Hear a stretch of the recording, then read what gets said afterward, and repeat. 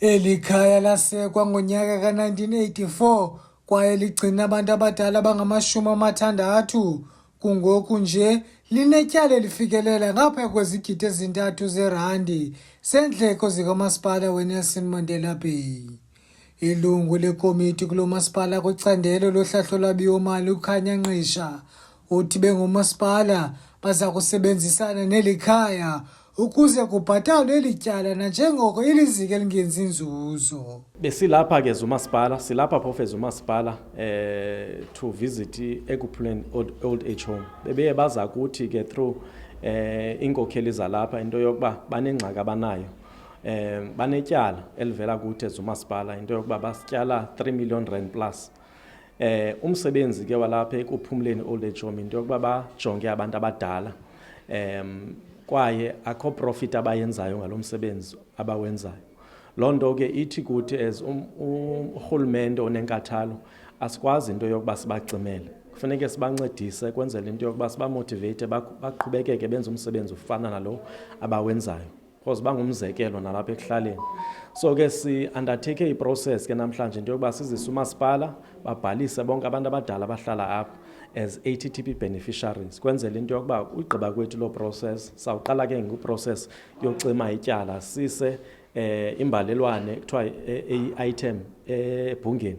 Kwenzela into yokuba zi-politicians ke ngosithatha isigqibo into yokuba elityala ka 3 million rand that is owed by Eguphuleni old age home siyalicima completely. Umlawuli weli khaya uthi bayavuya umbutho we-EFF ebathembisa ngokulibhatala eli tyala ngokuba bona beli khaya abakwazi, kufuneka bejonge izidingo zekhaya. Sifuna uvakalisa ukubulelo kakhulu kuba lo mcimbi 2023 sawuphalaza ku-MMC lulapha namhlanje okanye kumbutho arepota kuwo oba kukhele ngxaki. Now ithi ke ngokulonto kukuzalisekisa kwesasithembiso sombutho lo wakhe woba bazawujonga lo mcimbi ukwenzela into yoba kufumaneke isombululo. Sisombululo ke eso esingeyofavor. Apha sinomthetho okuthiwa ngu-Older Persons Act waka-2006. Laa mthetho unyanzelisa into yoba onke amanqanaba orhulumente, national, province nalapha local, anendima yokuyidlala ekuqinisekeni into yoba abantu abakhulu, abantwana, specifically ke in this case abantu abakhulu, loo ndawo bakuyo kumele ezekile into yoba libe khona igalelo lwabarhulumente bobathathu. Lo mbutho ukwathi uza kundwendwela ze uncede namanye amakhaya agcina abantu abadala kunye nabantwana namakhaya angathathi ntweni ukuze abhatale iindleko zikamasipala.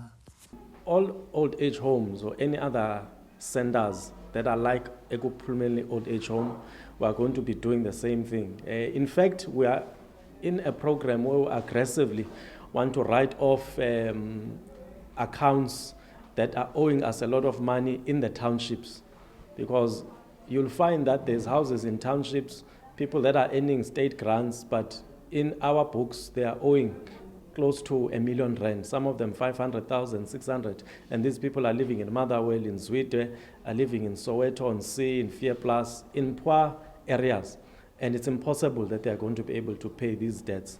So we are undertaking that process, inclusive of this one, and we are going to relieve our people from this stress in which they are having. But we also know that there are those that are able to pay accounts. We come hard on those that are able to pay accounts. We switch them off, but we can never do that to places like this one. Ukanti ngonyaka ka-2023 lo mbutho we-EFF wanikezela ngemali elikhulu lamawaka erandi kweli khaya ngethuba ubhiyozela iminyaka 10 wasekwayo. Kwiindaba zeMpuma Kapa TV, ndinguSandile Njongi, eGqeberha.